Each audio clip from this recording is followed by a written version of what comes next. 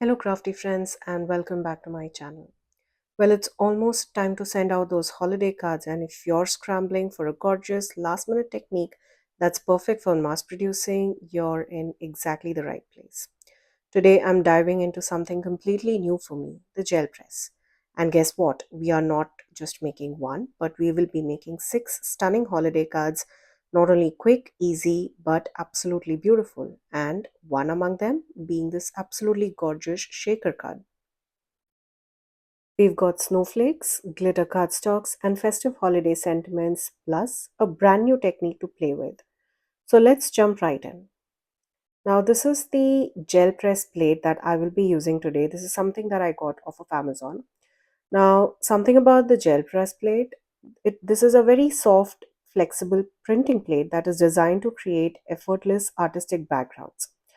Now, you could use this with stencils, just add beautiful colors to your card backgrounds, or even embossing folders. For our video today, we will be experimenting with a snowflake stencil.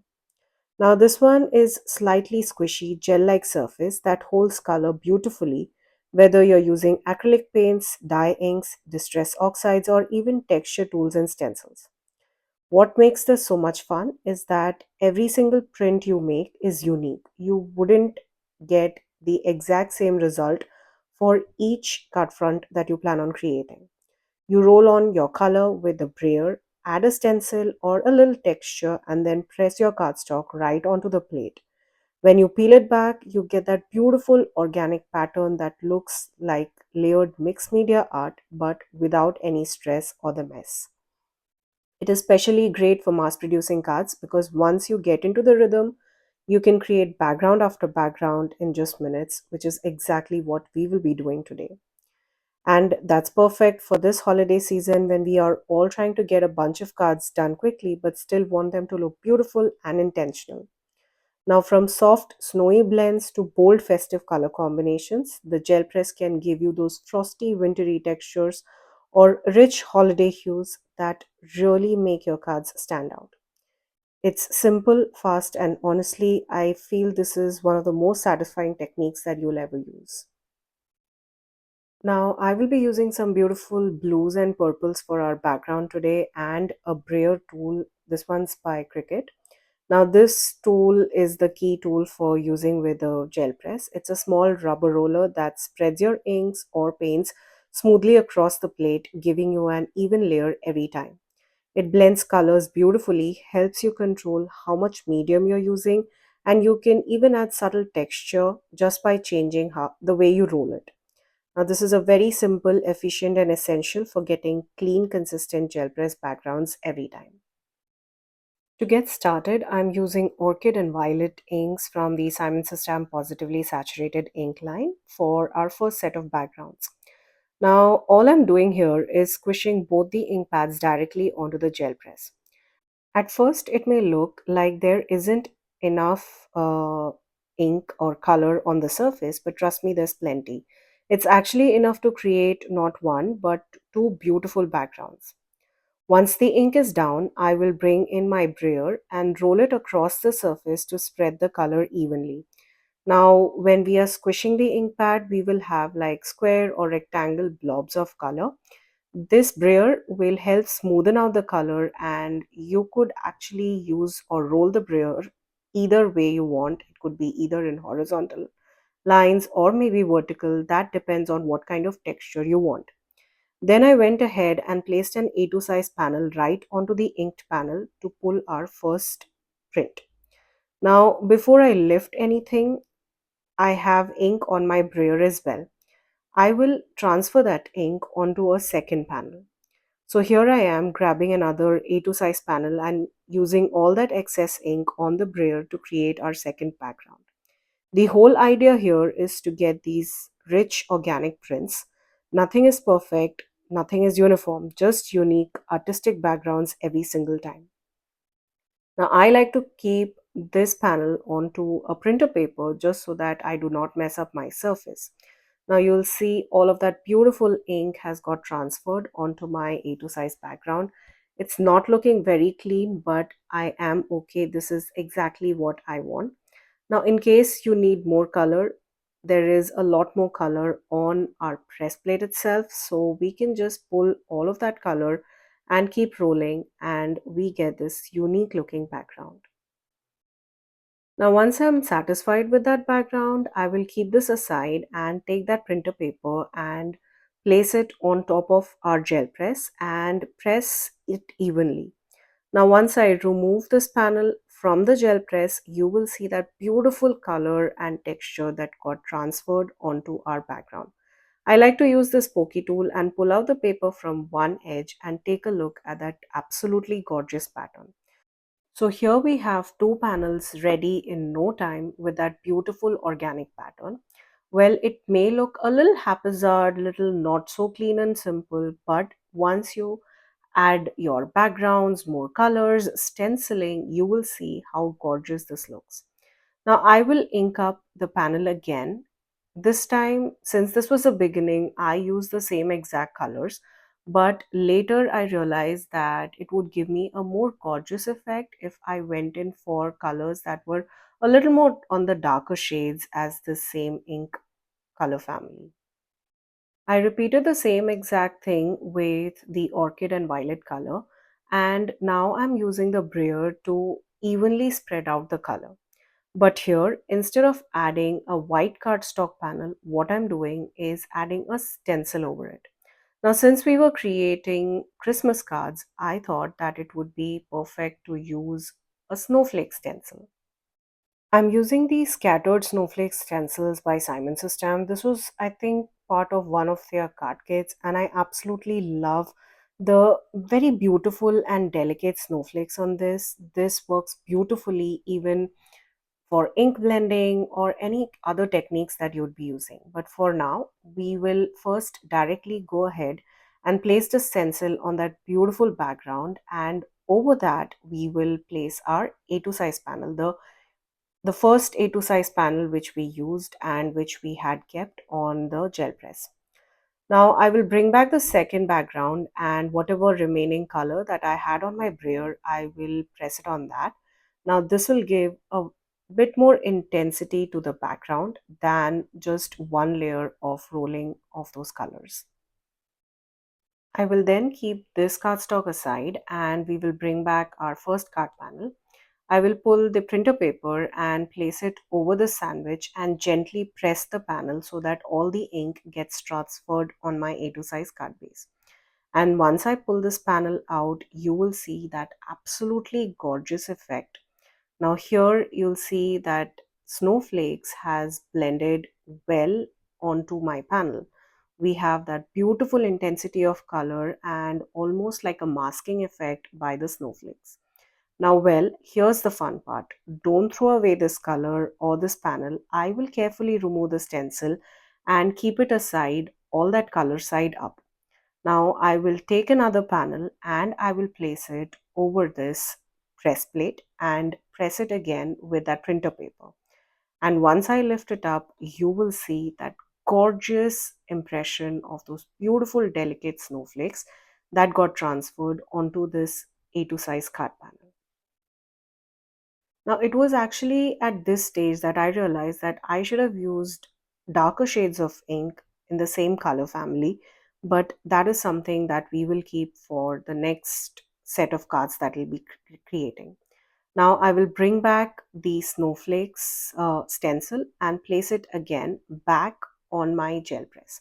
Now, this time I will be pressing it down color side down. So, all that color on our stencil is now transferred on our gel plate. Now for our third panel, what I'm going to do is I will be placing a plain white A2 size card panel. Now this one has no color under it. We will just be taking out all that remaining color from the stencil. This is something that I absolutely love. It gave the softest purple shade of these beautiful snowflakes beautifully etched in on our panel. Now I absolutely love this design, and here you'll see I have three panels created in no time. There is no mess, no inks splattered. My hands are completely clean, which is something that I love. especially when I'm mass producing and we have three absolutely unique card designs that we can create and mass produce. Now, like I mentioned earlier in my video, once you get the hang of the technique, you will keep going. So I decided to create the same exact trio of card panels, but using a little different color combination this time. I kept the purple orchid as is, but instead of using violet, I bought surf, which is this beautiful teal. So I started by smushing the ink pads onto the gel press and then used my brayer tool. I bought in my first cardstock panel, and for the second one, I will roll all of that excess ink from the brayer onto my second card panel. Now, here again, I'm not very worried about being perfect or within the lines. I want just that beautiful ink to be transferred onto panel number two. I will bring back the printer paper and press it on my first panel, and when I lift that panel, here's a look at that beautiful blend of colors. I love the teal and purple together. I will again use the ink pads and smush it on my gel press. Again, the same colors. I'm using orchid and surf, which is the medium tone of purple and teal in the trio of colors that I have. Now, it was at this point that I realized that I should use the darker shades because I wanted the snowflakes on this trio of cards to be a lot more darker than the previous one. So I smushed in the darker colors. I used amethyst and ocean, which are the darker shades in the trio, and again picked it up with a brayer and put it on my second card panel. Now, what I absolutely love about this technique is that it is so forgiving. Now, if you are looking for something very light, you could leave it at just one color shade or one ink smushing. But at this point, I wanted my panels to be a lot more darker than the first card panel. So here I am adding more color for that more intense look on my card panels. I will bring back the snowflake stencil and I placed it over my gel press. I will remove all that remaining ink from my brayer and then I will move on to panel number one and transfer all that beautiful snowflake design onto this panel. Now here's a look at how beautiful and stunning this looks. Now, just like we did for our first set, we will take out the stencil and I will bring back the second panel, place it over my stenciled gel press, and once I remove it, the results are again absolutely gorgeous. Now, in this case, the results are a lot more darker than what we did in our previous trio, so I'm really happy with the result. I will then smush in all of the remaining ink from my stencil and bring in a white cardstock panel and again press it absolutely thoroughly so that I get all the ink transferred onto this panel. I lifted the panel up and just take a look at that gorgeous design. Isn't that teal and blue and purple looking absolutely stunning on that?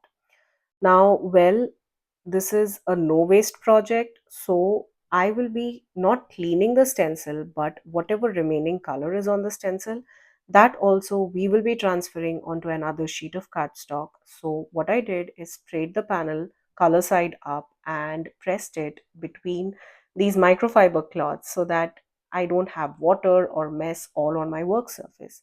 And once I lift it, just take a look at that beautiful pattern. It's not as crisp as the pattern that we got directly through the gel press, but it looks absolutely stunning. So here's a look at those gorgeous backgrounds we created. Honestly, I had such a great time making these and I could easily keep going, switching up the colors, trying different combinations and pulling out all sort of stencils that I have in my stash. The possibilities with this technique is truly endless, but for now, we are going to take these backgrounds and start turning them into actual cards. One of the reasons I love this technique so much is because there's practically no waste and absolutely no mess. All you really need are a couple of A2 size panels and a few ink pads. You can use any colors you love, but I personally am a huge fan of the Simon System positively saturated inks, and they are absolutely vibrant, rich, and I'm always looking for new ways to get more out of them. Now, this was such a simple process, but the results look so artistic and intentional and super unique every single time. You will see that none of these cards, even though they are having different colors, none of them look exactly the same. There is something unique about each of those patterns. And here's the watercolor print that we created. It is not as crisp as the one we created using the gel press, but I absolutely love the result. Now it's time to turn all these backgrounds into these beautiful finished cards. Now I'm keeping the overall design really simple and consistent across the entire set. I'm using the stitched swirling snow background die by Cat Scrappiness on every single panel we created, just to add an extra layer of texture and movement to each of the cards. Then, to bring them all to life with some sparkle, I'm adding some shimmer mist and distress split spray to all the backgrounds to give them that gorgeous frosty finish and sparkle. And finally, each card will be completed with a striking focal point image and a coordinating sentiment. It's a clean, cohesive design, but each one still feels unique because of those organic gel pressed backgrounds. Now, this is panel number one where I will be using my shimmer craft mist. Now, this is this sheer, beautiful silvery shimmer mist that I will be spraying all across the panel. I absolutely love adding sparkle to not just all the cards that I create, but particularly holiday cards. I feel holiday cards are never complete without a lot of shine and sparkle, and this shimmer mist is something that is a must have in my crafty cards.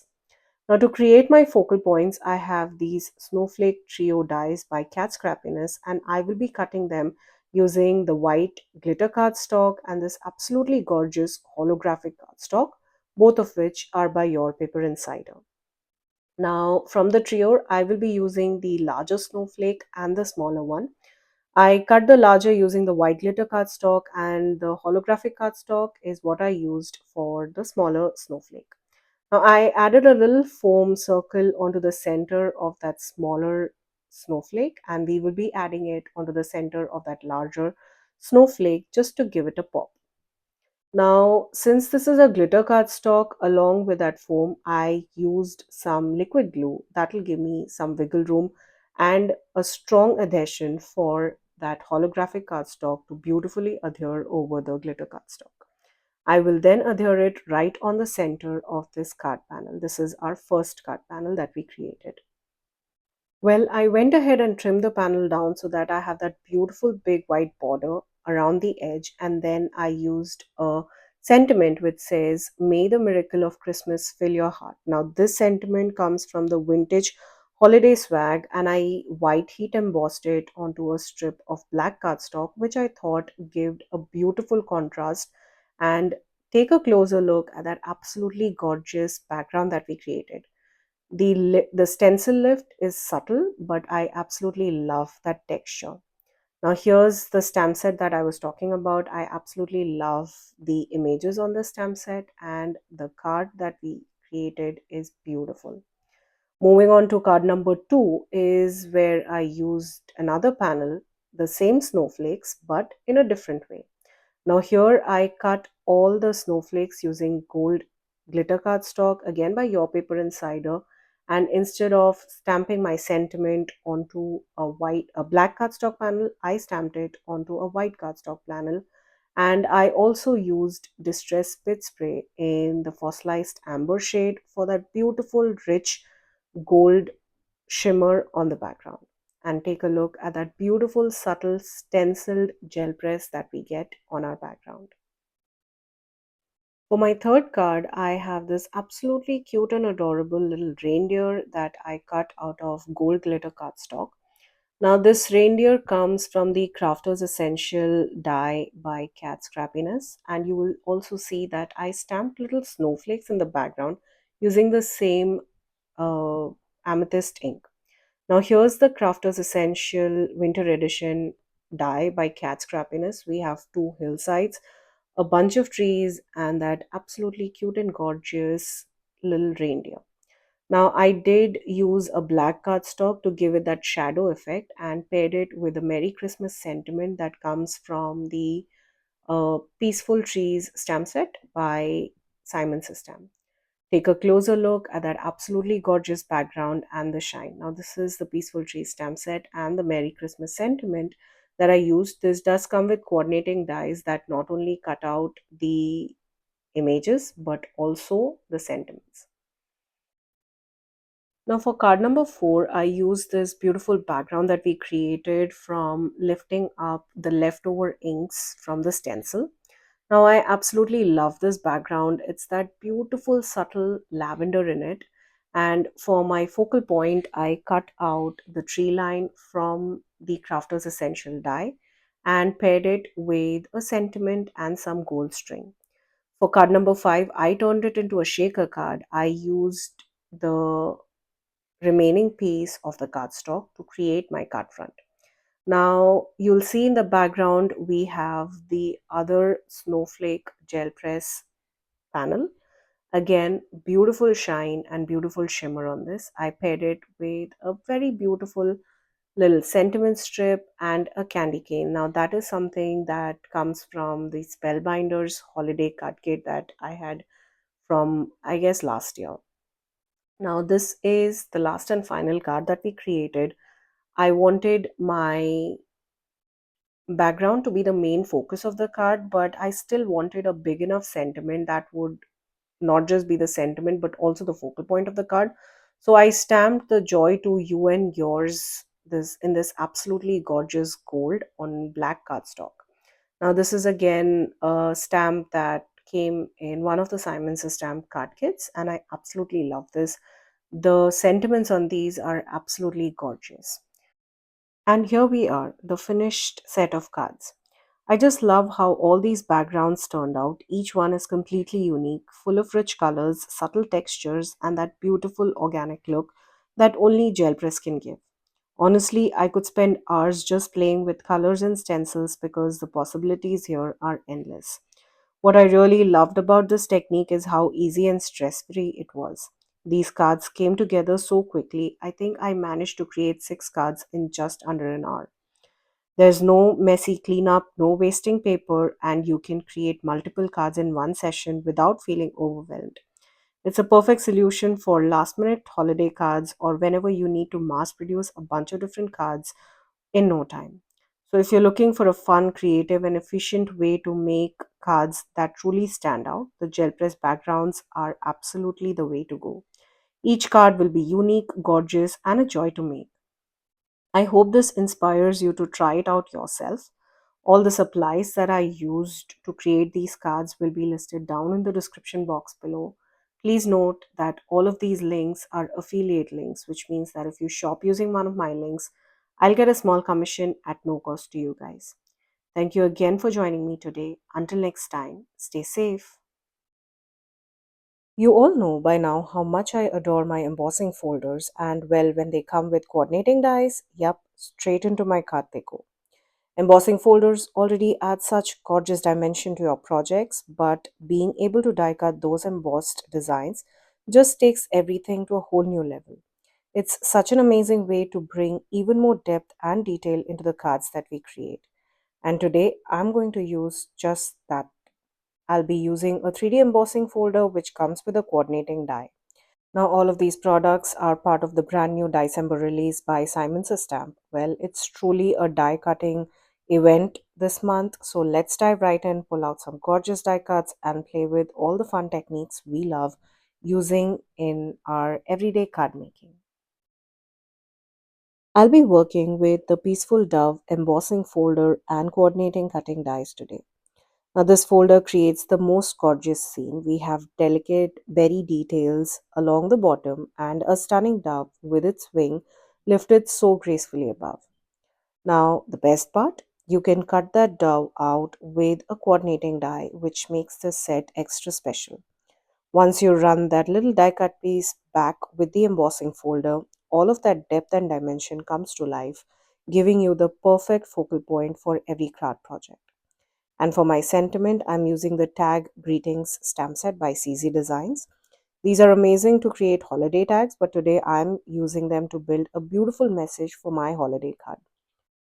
There are coordinating dies which not only cut out those images but also the sentiment. But for our project today, we will be using only the stamp set. I will start by running an A2 size card panel through this embossing folder to create that magical scene on my card front. Now I did go ahead and mist the paper with some water just to loosen the fibers, and once we run it through the die cutting machine, here's a closer look at that absolutely gorgeous panel. Now I did hold the paper with a little washi tape just to make sure that I got the impression where I wanted. And here's a closer look at that beautiful dove details on the bird and as well as the berry detail on the bottom. Using a scrap piece of cardstock, I went ahead and die cut that dove, which we can then add back into the embossing folder to create that beautiful depth and dimension. You can place the die cut pieces back into the embossing folder in whichever direction you want. Personally, I like my focal point to have those crisp, raised, embossed edges.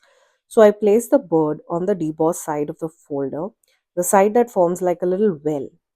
That way, when we run it through our die cutting machine, it presses perfectly into that space and gives you all that gorgeous raised detail on your focal point. Take a closer look at that detailed impression you get from this embossing folder. Let me compare it to a flat die cut piece here. Well, now you can use the die cut as is, but I definitely recommend running it back through the embossing folder to bring out all that gorgeous texture and dimension. It truly makes such a difference. Now, well, I wanted to keep my dove plain white, but I thought of adding a little bit of shading on just the bottom layers of the wings of this bird. I'm using flannel ink from the Positively Saturated Ink collection. It's the lightest shade of gray that I have in my stash, and it's perfect for adding just a whisper of color. I'm applying it with a very light hand using a small blending brush because I don't want the bird to take too much color. I really want most of that dove to stay bright white so it keeps that clean and peaceful look. But I do want the bird to stand out against our ink blended background, and adding this soft touch of gray gives it a perfect amount of shadow and definition. It's subtle, but it makes the embossed detail pop beautifully once the card comes together. Now, if ink blending isn't your preferred method, you can absolutely achieve a similar effect using light gray alcohol markers. Just a gentle touch along the edges or in the deeper embossed areas will give you that same soft shadowing and help your focal point really shine. Here's a closer look at that finished bird. I absolutely love how this turned out. Now, when you take a look at the ink blended dove with a plain white one, you can see the subtle difference, but it's really impactful. The plain white bird is clean and simple, but it can get a little lost once you place it on a colored or ink blended background. The version with that soft touch of flannel ink just has enough shading to bring out the embossed details, which is the wings, the feathers, and all those beautiful curves, and it looks absolutely stunning even if you plan on placing it on a white card panel. I'm planning on ink blending this entire panel with some bright, vibrant blues, but before that, I want to make sure my sentiment is stamped first. Now, since I love the combination of gold against deep blue, I chose to stamp my sentiment in gold embossing powder. Now, the sentiment reads, "A gift from my heart to yours." It's such a sweet, elegant message, and I wanted to place it very intentionally on that panel. So, first, I've positioned the sentiment right at that little opening between the dove and the delicate berry branches along the bottom. To get a perfect placement, I set my panel onto my Altenew stamp wheel, and then using my grid transparency sheet, I align the sentiment. Now, this definitely helps me double check that the sentiment is straight and centered before committing to the stamp. Now, because I'll be heat embossing, I prep the surface really well with my anti-static powder tool. This step is so important to keep stray embossing powder from sticking everywhere. Then I stamped the sentiment using clear embossing ink and sprinkled on that absolutely gorgeous gold embossing powder by Simon. I did stamp the sentiment twice just because I wanted to make sure that I had all the color and all of that embossing powder sticks to the stamped image. Now, you could definitely stamp this image in VersaFine Onyx Black ink, but that is something I would recommend after you do all of that gorgeous ink blending on this entire panel. Instead, we will be doing the embossed resist technique where we are first embossing our sentiment, heat embossing our sentiment, and then adding the ink. The embossed sentiment will resist all of that beautiful ink and will not be lost against that ink. This is an absolutely beautiful technique that I often love doing, especially with my background stamps or even my sentiments. Now, once everything was coated evenly, I heat set the powder with my heat gun, keeping the heat gun nice and hot and moving the whole time to prevent the panel from warping. And once it's done, just take a look at that beautiful gold shine. It sets tone perfectly for the rest of the card. Now it's finally time to add color to this absolutely gorgeous background. Around the holidays, I always find myself reaching for reds, greens, and blues, well, pairing them with gold. For today's card, I will be going in with a trio of stunning blue shades. They are all from the Positively Saturated Ink collection by Simon. We have Cadet, Royal, and Galaxy. My goal is to keep the center of the panel lighter and then the color gradually deepens as it radiates outward, creating a soft glow in the middle and a rich, dramatic edge all around the card panel. So I started with Cadet, which is a lighter shade in this trio. Once I get that down, I blend Royal, which starts to bring in more vibrancy and richness. And then I finished off with Galaxy, which adds that deep, moody blue purple tone, exactly the dramatic shading we want for a holiday background.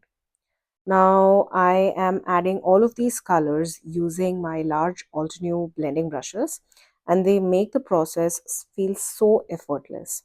They give such a smooth, even coverage, and honestly, the ink goes on like butter.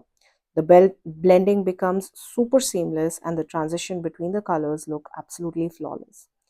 And here's a look at that finished panel. Isn't it absolutely gorgeous?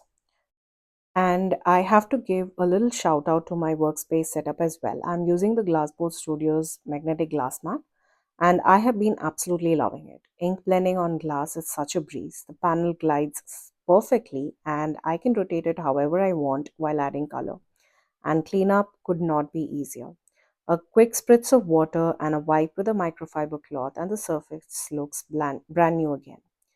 With our blues down and blended beautifully, the background is already looking magical, and we still have more details to bring in. Our embossed die cut dove is going to sit in the exact same spot as the embossed dove on the background panel. It lines up perfectly, almost like a puzzle piece, snapping right into place. Now you can adhere it flat directly on the embossed area, but I wanted mine to have a bit more presence, so I added small foam tape under it to give it that nice little pop and dimension. Before adhering it, I just wanted to add a touch of color to the beak using an alcohol marker, and to finish off, I used black gel pen to darken the eye of the dove, which brings it to life absolutely beautifully. At this stage, you could absolutely stop here. Just adhere the dough onto the embossed panel, and with your sentiment already in place, the card would be completely finished. But as I was looking at the design, I felt it could use some little extra shine and sparkle to really elevate it. You could add some ink or paint splatters for that effect, and that's always a lovely option, but I wanted something a bit more delicate and elegant. So I decided to bring in a small accent in form of a leaf. I am using the autumn arrangement die set for this by Simon, and again cutting it out using gold glitter cardstock by Your Paper Insider. Just a small addition adds a touch of sparkle without overwhelming the entire design. It catches the light beautifully and helps draw the eye across the card, balancing the composition and giving the whole project that extra polished and festive look. I'm absolutely in love with how the delicate gold leaf turned out. It adds just the right touch of sparkle and elegance to our design, and I think it pairs beautifully with a vibrant blue background. It also ties in perfectly with our gold embossed sentiment, creating a very cohesive and polished look across the entire card. Now, to secure everything in place, I first attached that tiny gold leaf near the beak of our dove using small drops of liquid glue. That is just enough to hold it gently without shifting. Now, since this is glitter cardstock, I did give it some time to dry completely before adhering the entire focal point. Now, once that was positioned perfectly, I adhered the dove back onto our embossed panel. Seeing the dove with that little golden accent in place really brings the design together and gives the card that finished professional feel. I peeled off the backing from all the little pieces of foam tape, and I like to add tiny bit of glue on top of the foam tape before sticking down the focal point. It gives me a little wiggle room to adjust everything perfectly before committing it to a panel. At this stage, I'm being extra careful because I don't want to risk messing up any of the details or placements. To make the placement easier and more precise, I like to use my reverse tweezers to hold the focal point. I find it gives me a much more control than trying to hold it directly with my fingers, especially when you're working with delicate elements. Now, after finishing, I also make sure to wipe away any stray ink that might have settled on our embossed sentiment. And with that, the card front is complete. All that is left to do is adhere it onto an A2 size card base, and our beautiful dimensional holiday card is ready to share. And with that, our card is ready. Just look at how stunning this card turned out. The vibrant, layered blues, beautifully embossed dove, that touch of gold in the leaf and sentiment, it all comes together so perfectly. I love how the subtle shadows and dimensional elements give it such a polished and professional feel, yet feels so warm and festive.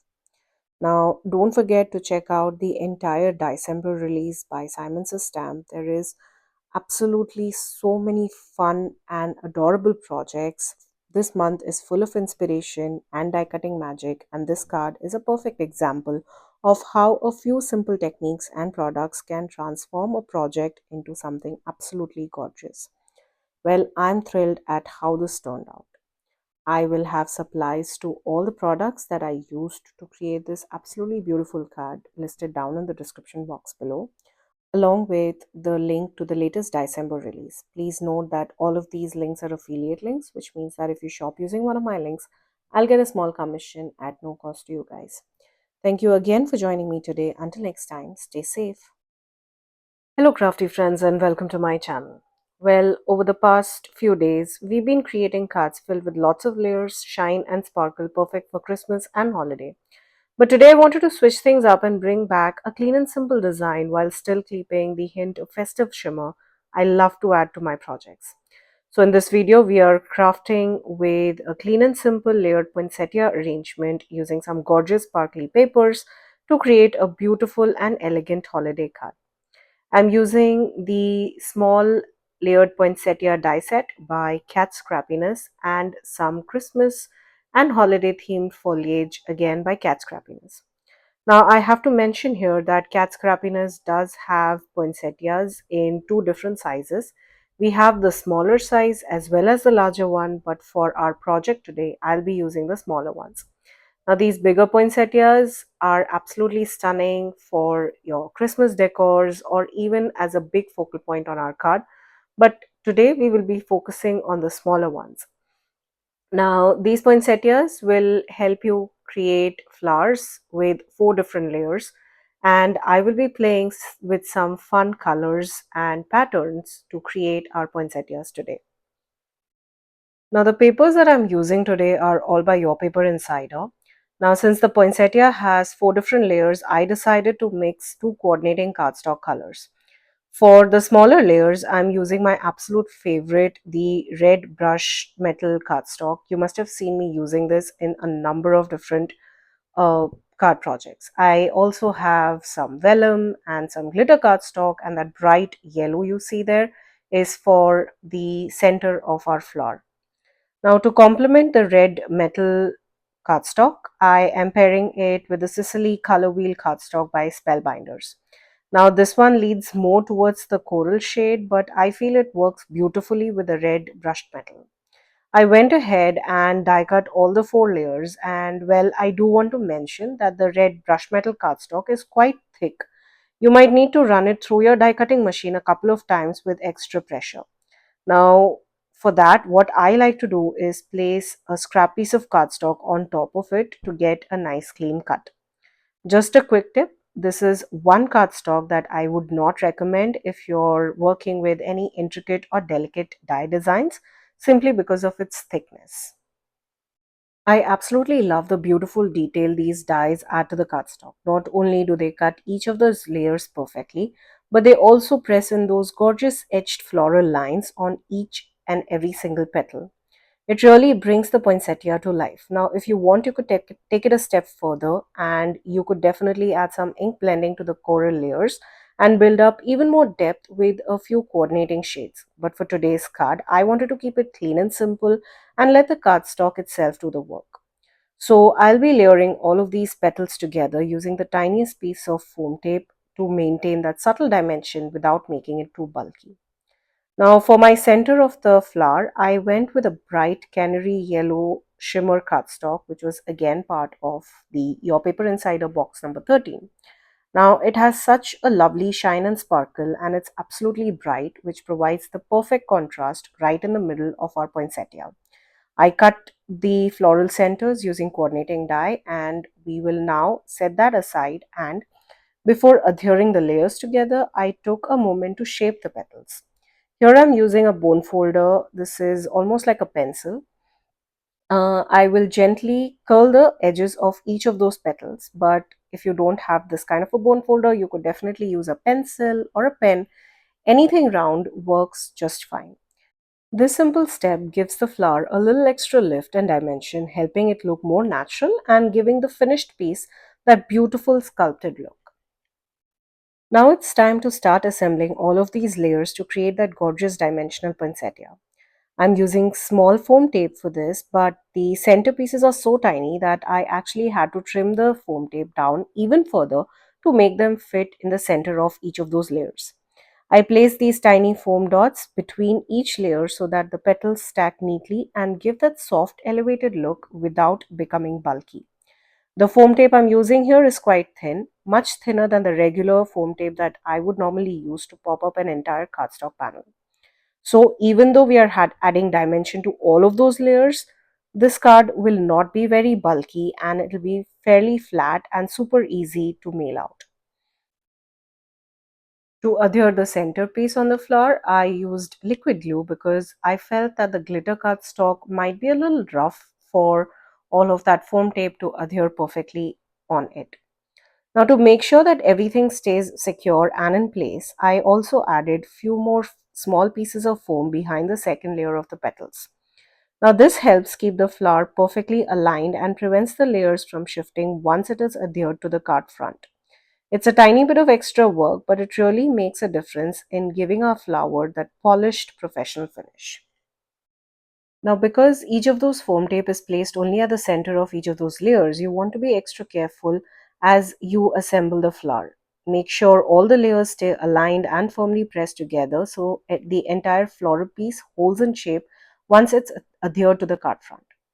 Next, it was time to cut out our leaves. For this, I reached out for this darker gold glitter cardstock. Now, this is a no shed glitter cardstock by Your Paper Insider, and it's one of my absolute favorites. Well, I'm not sure if I would call this a dark gold or a bright gold, but it's almost like a champagne gold, which is something that I absolutely love. After cutting the glitter cardstock leaves, I want to introduce a touch of color to balance out that clean and simple design on the card. So I decided to pair the glitter leaves with green leaf vellum. Now this is a thicker vellum cardstock with a soft leafy tint, and it adds the perfect hint of subtle color without overpowering the delicate floral arrangement. Before committing and sticking the floral arrangement to the card panel, I wanted to do a quick test layout to make sure everything fits the way I envisioned it to be. I placed all the elements loosely on the panel, just eyeballing the arrangement and checking that I had still enough open space for the sentiment. This helps avoid any surprises once everything is permanently adhered. Now, for the sentiment, I selected the Christmas Lantern add-on stamp set by Cat Scrappiness. This set does come with coordinating dies that not only cut out those images but also the sentiments. But for this project, I decided to directly stamp the sentiment onto our card panel. Now, to do that, I took this entire card panel along with the floral elements still unglued there over to my stamp wheel. I positioned my grid transparency sheet on top and aligned the sentiment, which reads Season's Greeting. Now, I felt that this sentiment paired perfectly with our floral cluster. Now, once everything was aligned, I stamped my sentiment using VersaFine Onyx Black ink. It gives a crisp, deep impression, which is exactly what I wanted for this clean and simple holiday card design. Now, if you wanted, you could also use some clear embossing powder over the stamped image to get that glossy sentiment, but I decided to leave it as is since we are keeping this entire design super clean and simple, and we also have a lot of shine and sparkle on our floral arrangements as well. I carefully lifted the panel from my stamp wheel, and before committing to the floral arrangement onto the card front, I decided it would be easier to go ahead and adhere the entire panel on my card base first. For that, I'm using foam tape to pop the panel onto a top folding card base, which adds just that little extra dimension and makes the whole design feel more finished. With the panel in place, all that is left to do is arrange and adhere each of those floral elements on the lower left hand corner. I'm taking my time to position everything just right so that the poinsettia, the vellum leaves, and the glitter foliage come together to form a beautiful holiday bouquet full of shimmer, dimension, and sparkle. Since these leaves are quite delicate, I would recommend using the tiniest amount of glue, just enough to hold them in place without any excess oozing out. And be especially careful when you're working with the vellum leaves. Unlike solid cardstock, any glue you use underneath vellum can show through. So a light hand really makes all the difference here. I started by arranging and adhering all of my leaves first, building that soft layered base in the lower left hand corner of the card. Once the leaves were in place and I was happy with the arrangement, I added the star of the show, which is our layered poinsettia, right at the center of that leaf cluster. That final touch ties everything together beautifully, giving the card that elegant holiday sparkle without overwhelming our clean and simple look. But I couldn't resist adding a few extra leaves here and there as well. I kept adjusting and layering it until I was completely satisfied with the overall look of the bouquet. This step really brings the arrangement to life, giving it that perfect balance of sparkle, dimension, and holiday charm. And here's a look at our finished card. In very little time, we have created a beautiful, clean and simple holiday card with a gorgeous layered poinsettia bouquet. I love the shimmer of the paper, the delicate vellum leaves, and the bright floral centerpiece all came together to create a card that's elegant yet easy to mail out. This project really shows that even a simple design with little layering, dimension, and sparkle can make a big impact. I hope you're inspired to try your own layered floral arrangements for the holiday and have fun playing with the colors, textures, and glitters just like we did here today. Now, all the supplies that I used to create this project will be listed down in the description box below. Please note that all of these links are affiliate links, which means that if you shop using one of my links, I'll get a small commission at no cost to you guys. Thank you again for joining me today. Until next time, stay safe. In one of my recent videos, I shared a stunning embossing folder and a die set combo from the latest December release by Simon System. And well, of course, I'm totally in love with this beautiful, peaceful dove embossing and cutting die combo. So I had to bring it back, and this time with a little twist.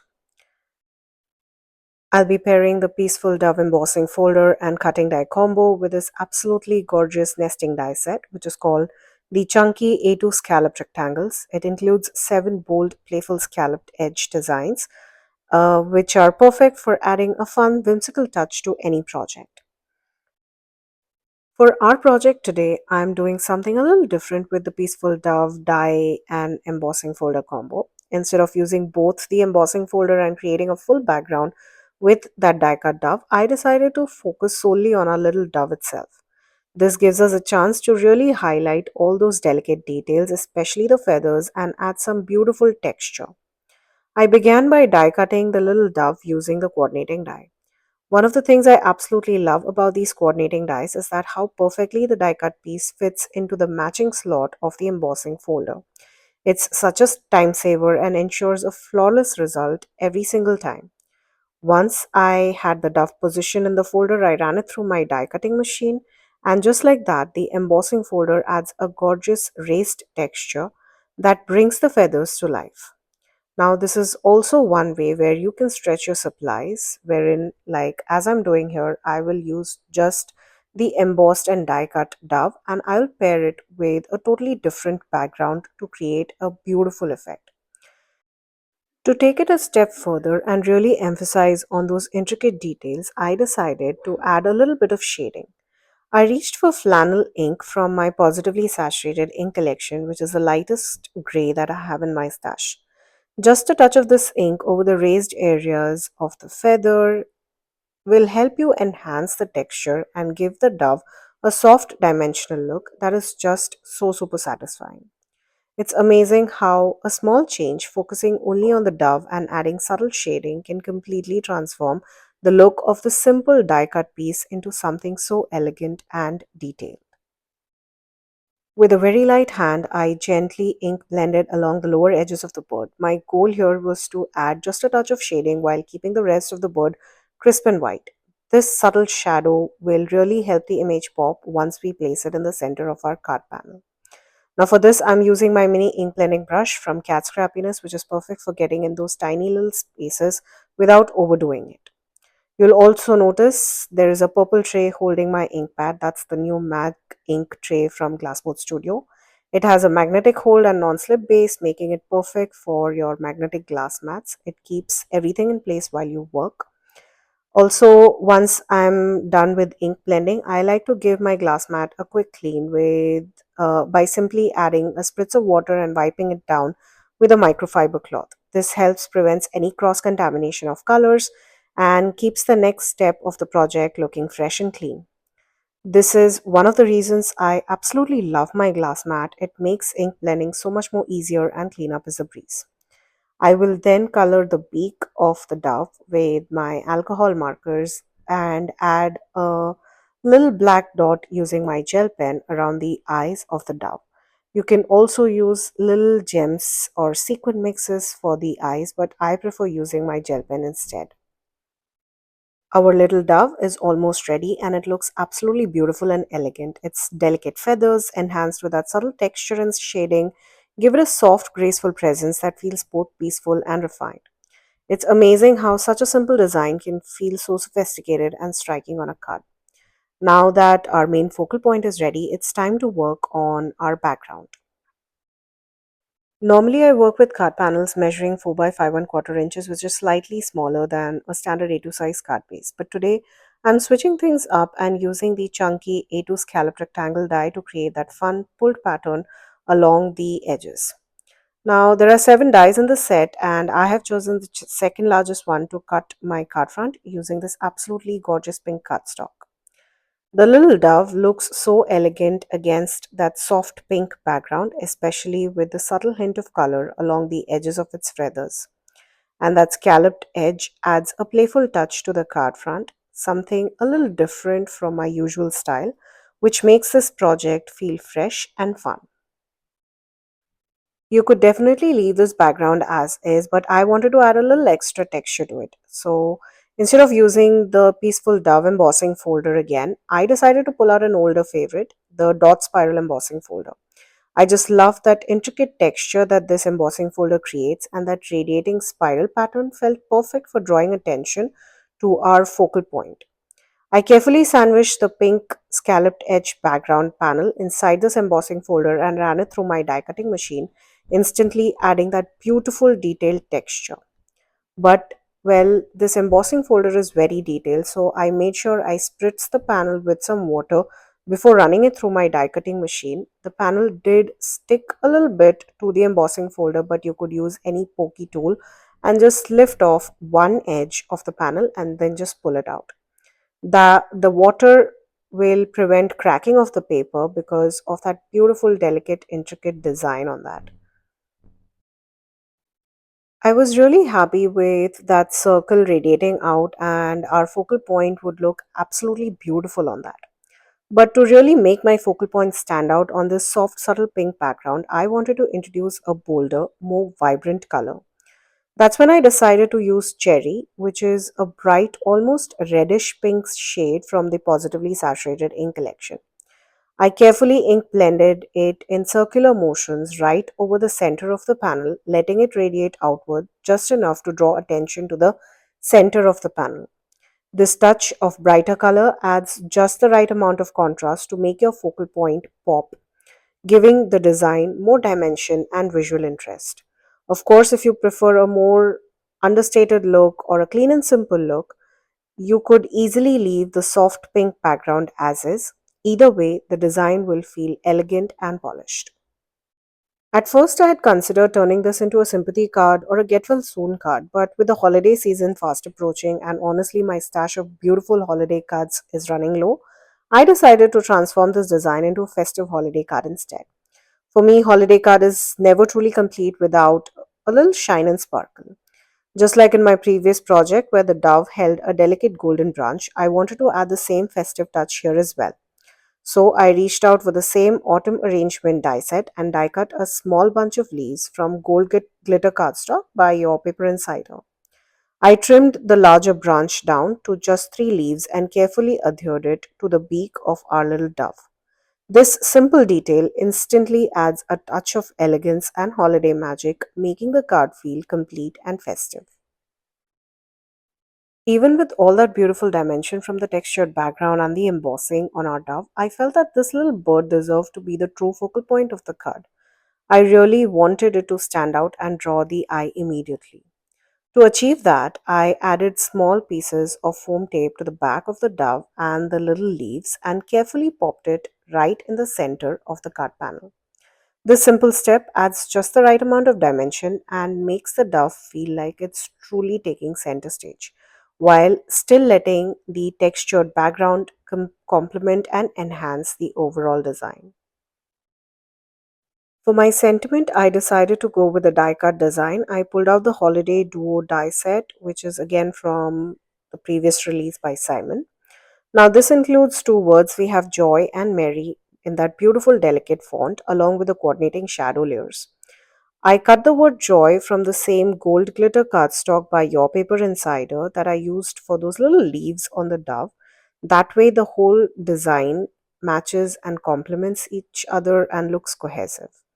And for the shadow layer, I chose Thick Vellum, again by Simon's Stamp, which adds a soft, elegant dimension without taking away from the sparkle of this whole design.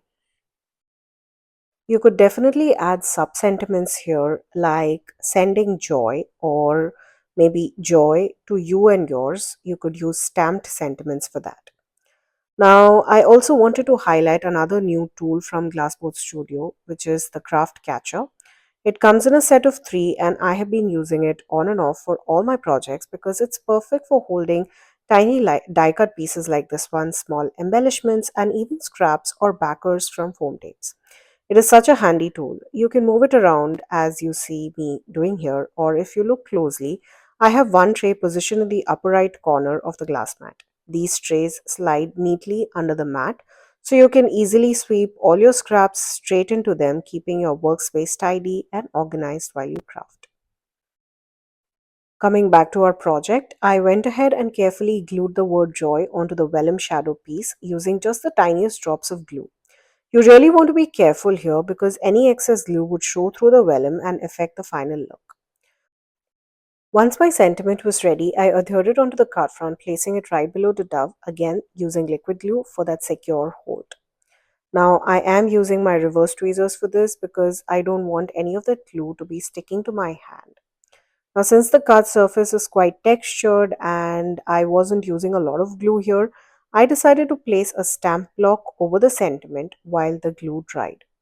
Now again, be very careful when applying your glue here. You don't want any of that glue to be oozing out from underneath that vellum.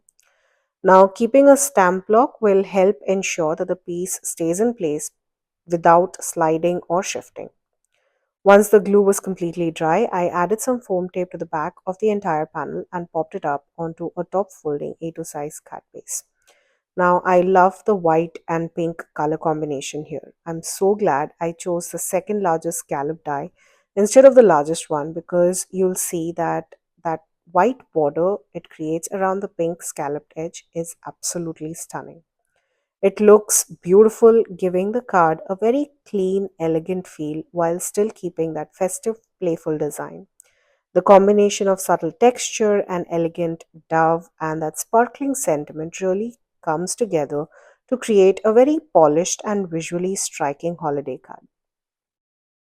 And there you have it. Our little dove takes center stage on this beautiful textured pink background with just the right pop of gold and festive, playful scalloped edge. This project was simple enough to recreate, yet the finished card looks so sophisticated. It's the perfect reminder that few thoughtful details can really make your designs shine. Now, I will have the supplies that I used to create this card listed down in the description box below. Please note that all of those links are affiliate links, which means that if you shop using one of my links, I'll get a small commission at no cost to you guys. Thank you again for joining me today. Until next time, stay safe. As crafters, we always seem to have leftovers, be it extra dyes, background scraps, or little pieces left behind after trimming larger images. Today, I'm going to show you how to turn one of those leftover pieces into a clean and simple Christmas card. I'll be using a few absolutely gorgeous, sparkly word die cuts that were saved from a previous project. Let's get started. Now, if you've watched some of my previous videos or if you follow me on Instagram, you already know how much I love this Merry cover plate die by Simon System. I have used it in so many different projects and I'm completely obsessed with it. This is an A2 size die that creates a gorgeous word backdrop with that beautiful frame. Now, while I may have already used up all the frames from this die, I did save some of the leftover pieces, knowing they'd be perfect for a future project. So here we are. Today I'll be using these absolutely beautiful letters cut from gold glitter cardstock by Your Paper Insider to create a bold sentiment that doubles as our focal point. You could definitely puzzle those sentiments back into an A2 size panel using the frame die cut, but I decided to do something a little different, something I usually don't do, and create a slimline card instead. Now, while I absolutely love my A2 cards, I felt that these words would really shine on a larger card. Initially, I thought of doing an A7 size, but later on, I decided that I also want these letters to be nice and straight. That's why a slimline design felt like a perfect choice for this project. Now, to create a slimline card base, you'll need a panel that measures 8.5 by 7 inches, and you have to score it at 3.5 inches. I cut my card base from this gorgeous baby pink cardstock. For my card front, I added a white panel that's cut slightly smaller than the base, allowing the soft pink border to peek through around the edges. You could absolutely take this background in so many different directions. You could either add texture with embossing, bring in some snowflake stencils, or even create a soft blended ink background.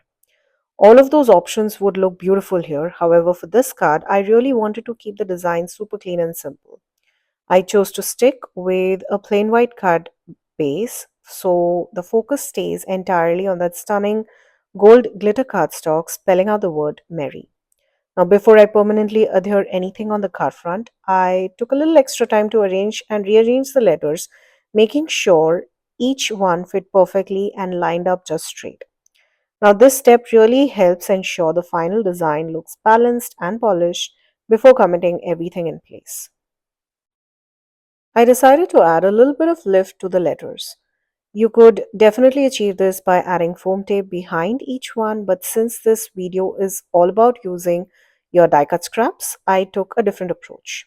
I had a few of the same letters die cut from white cardstock, and well, I layered those underneath each of those glitter letters. This not only adds extra dimension, but it is also a great way to put those leftover die cuts to good use while keeping the card design nice and clean. Now I layered up each of those letters using some liquid glue. Now here you can see the difference between a stack letter and a single layer letter.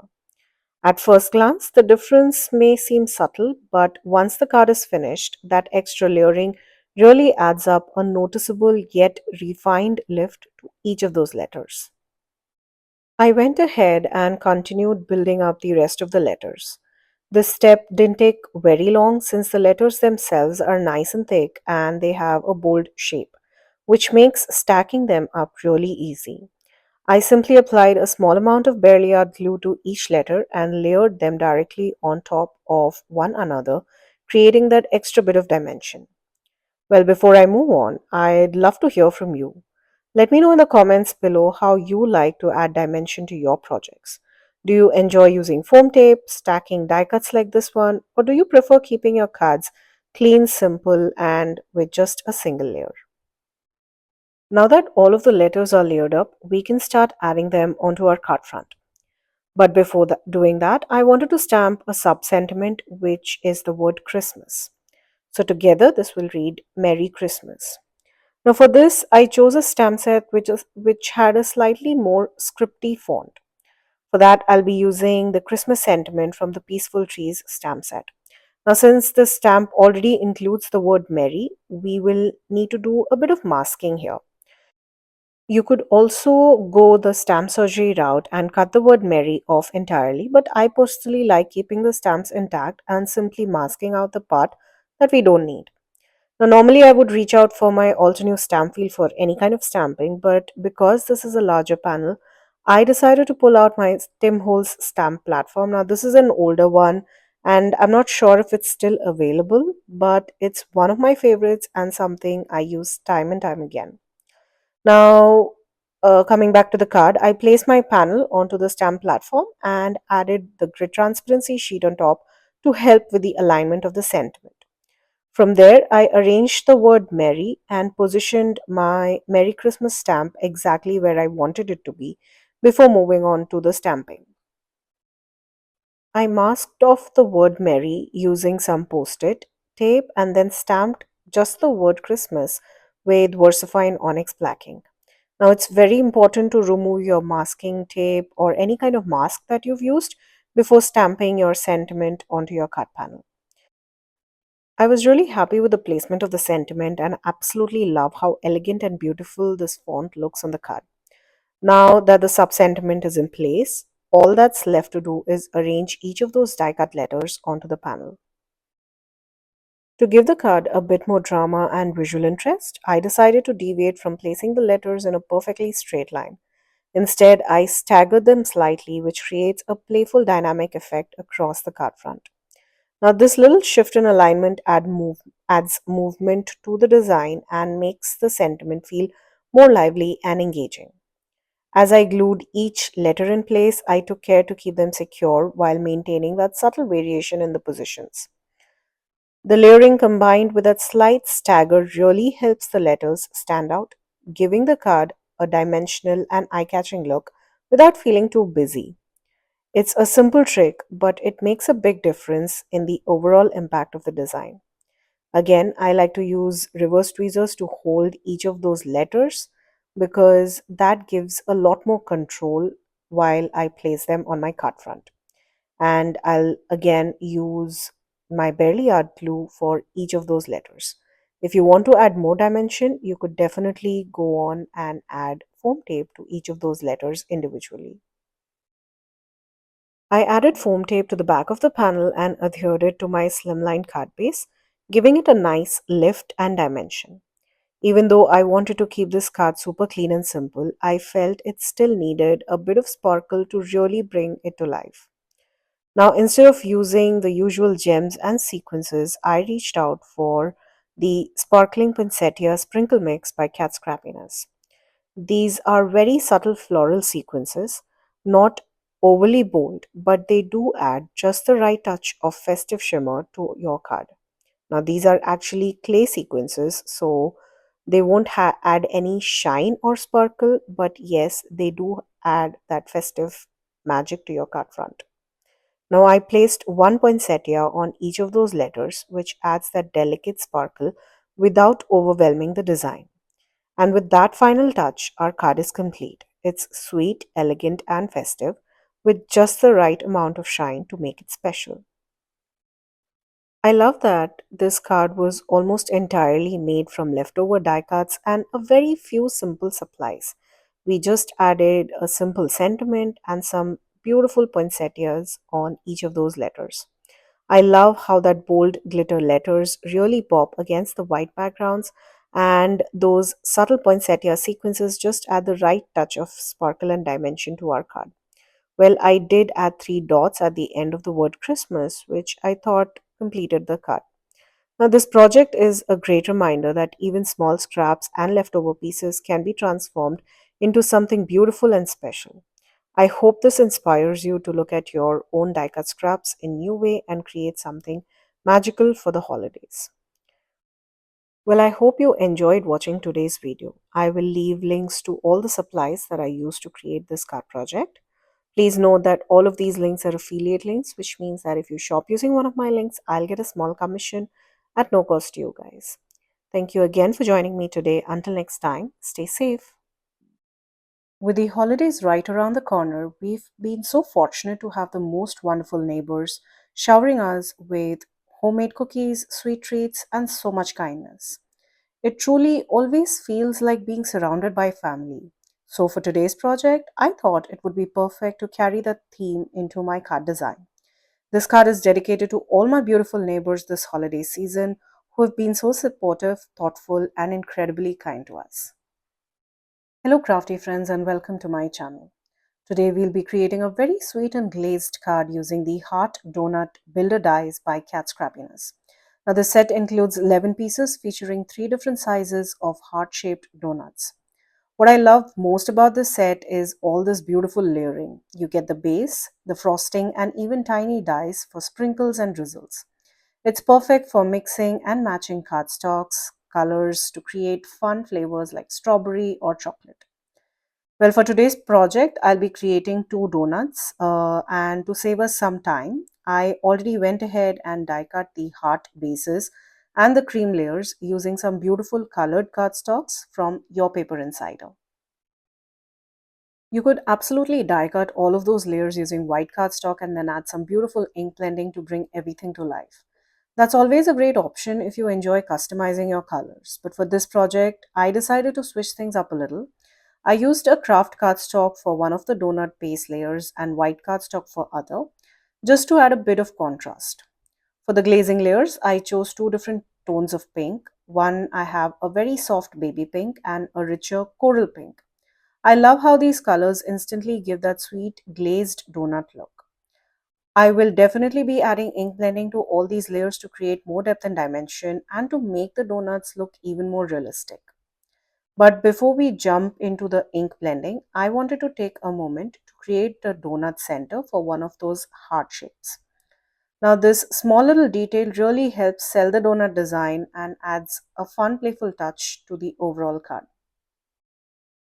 I decided to work with the donut that has the coral pink glazing layer, and for this one, I used the smallest heart-shaped die from the die set.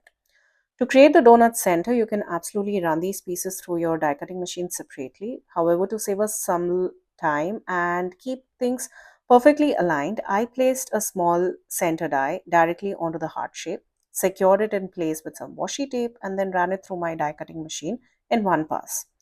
Now, this method makes the process quick and easy, and it ensures that the center opening is positioned exactly where you want it. Now, since we are cutting through two layers of cardstock, you may want to run this through your die cutting machine a couple of times. This really helps ensure that you get a clean, smooth cut in the center without tearing or leaving any rough edges. Taking that extra pass through your machine makes a big difference, especially when you're working with thicker layers. And of course, these cardstocks by Your Paper Insider are really thick and not your thin cardstock paper. Now that the donut centers are all cut out, we can move with the fun part, which is bringing in our inks. I'll add some soft ink blending to all the pieces to create depth and dimension and that perfectly baked donut look. This step really brings the layers to life and adds so much character to the finished cards. For all my ink blending, I like to use my Simon Says Stamp Positively Saturated inks. I started with cappuccino on the white base layer with the die cut center, which adds that really soft baked look for the donut. And for the craft cardstock, I went with the darker brown ink, which is mocha, to deepen the edges and give it that richer, more realistic finish. For the pink layers, I decided to keep things simple and stick with just one color, that is cherry.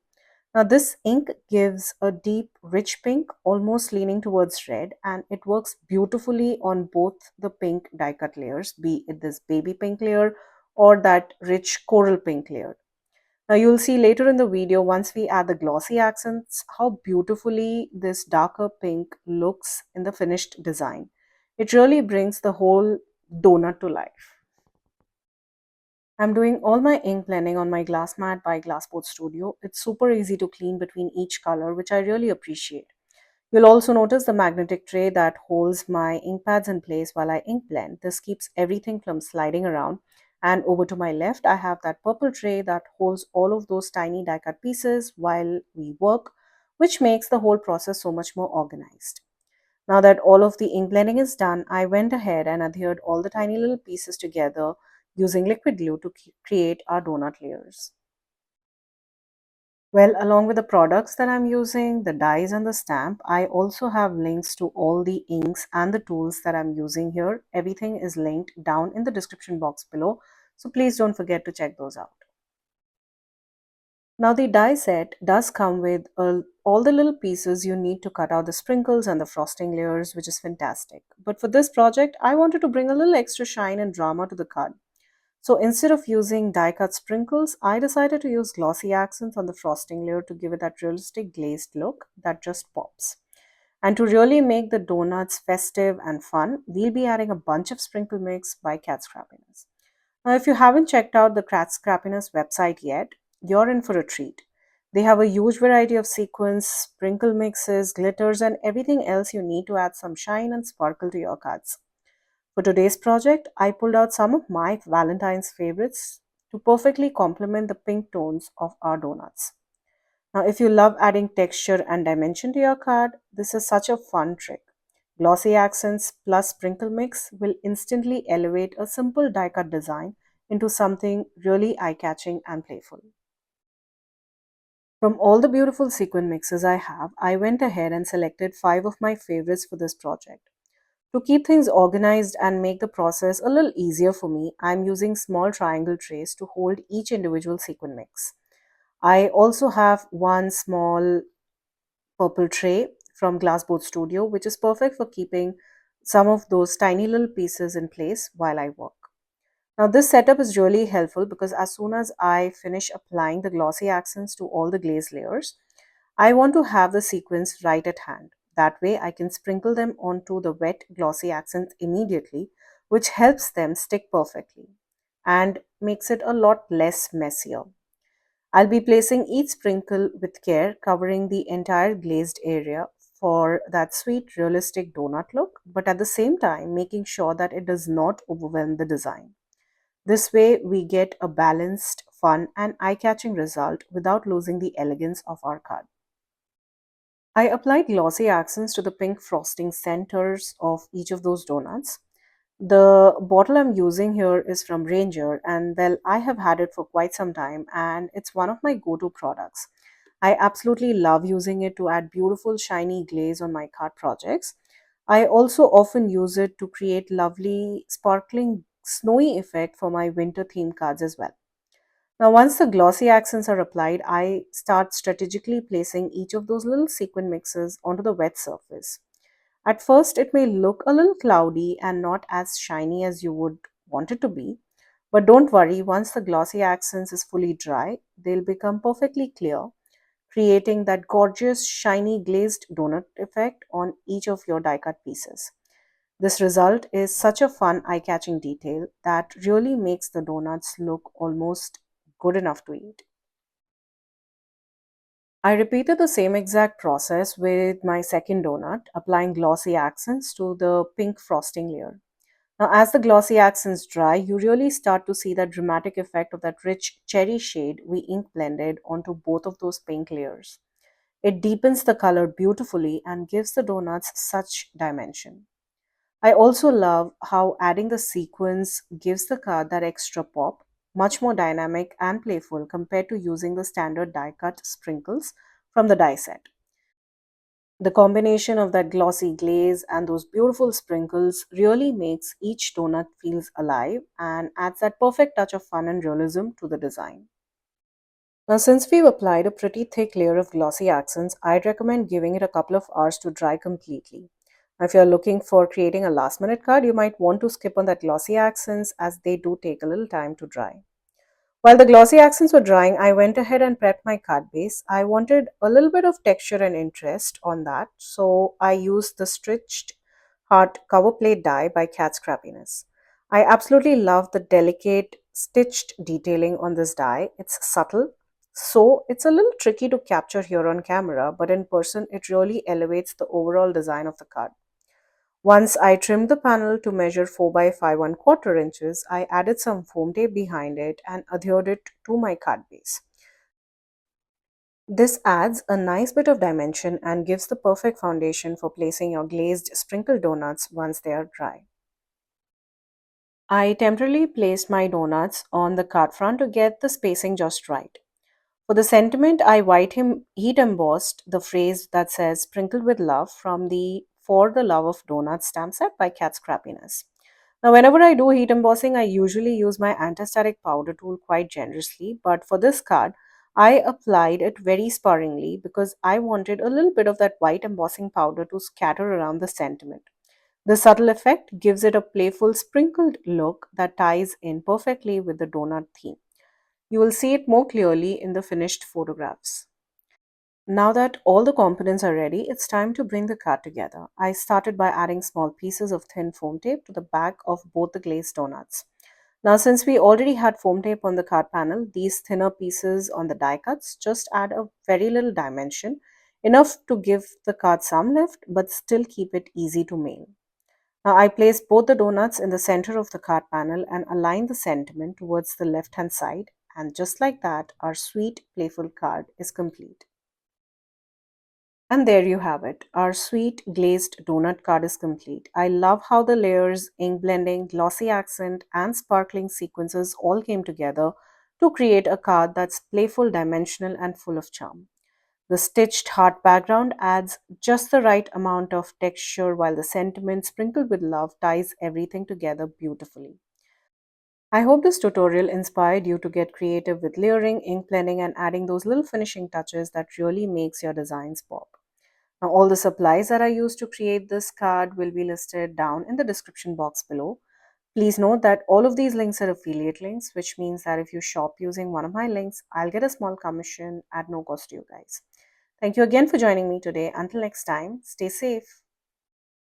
Hello, crafty friends, and welcome to my channel. Today, I'm bringing a little winter magic to my craft table with a beautifully ink blended night sky inspired by the breathtaking northern lights. Well, I have always been fascinated by their movement, their glow, and the way they lighten up quite a winter night. So I thought, why not capture that excitement on a handmade card? This project is all about bold colors, soft blends, and letting creativity flow as we create a dreamy winter scene filled with movement and wonder. As the year comes to an end, I wanted to finish it on a bright, joyful, and colorful note, and this card felt the perfect way to do just that. So grab your inks and blending tools, get cozy, and let's create a magical Northern Lights card together. I decided to really lean into all of the fun and vibrant colors for this project using mix of yellows, pinks, greens, and purples.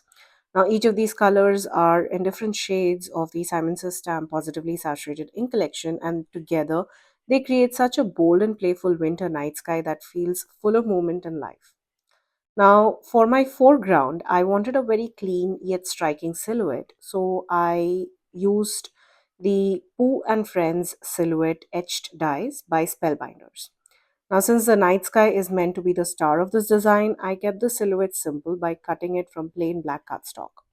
To add a bit of depth and visual interest, I did cut the silhouette twice and layered the pieces together, giving it a subtle lift against that beautiful background. Well, before jumping into the ink blending, I took a moment to mark a few points along the horizon.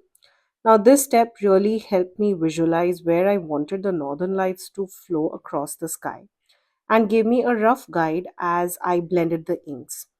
Having those reference points makes the process a lot more easier, intentional, and allowed the colors to come together seamlessly. Let's start by creating a beautiful northern light sky background. I began with a yellow ink and instead of blending in my usual circular motion, I simply pulled the ink in one direction. I'm working from the center of the panel and dragging the ink outward towards the edge. Now, these lines don't need to be perfect at all. That's actually what makes the northern lights feel more natural and organic. Now, you can create as many streaks as you like, but I decided to pull three lines towards the edge of the cardstock. Once I was happy with the intensity of the yellow, I moved to a gorgeous shade of pink and pulled that color right alongside the yellow using the same motion. Now, here you'll see me creating three distinct lines of that yellow, which shows that I wanted to create three distinct layers of the northern lights on my sky. The third layer may be a little wonky, not as parallel to the other two lines. That's actually intentional because we want to create lights that are flowing in their own and have their own movement. After the yellows and the pinks, I bought in sage, which is a beautiful soft green, and repeated the process once again. Now, at this stage, you'll notice three distinct streaks of yellow, pink, and green across the panel. And yes, it might look a bit of a hot mess right now, but don't worry, once we start layering the blues and the purples to create the night sky, everything will blend together beautifully and really bring the northern lights to life.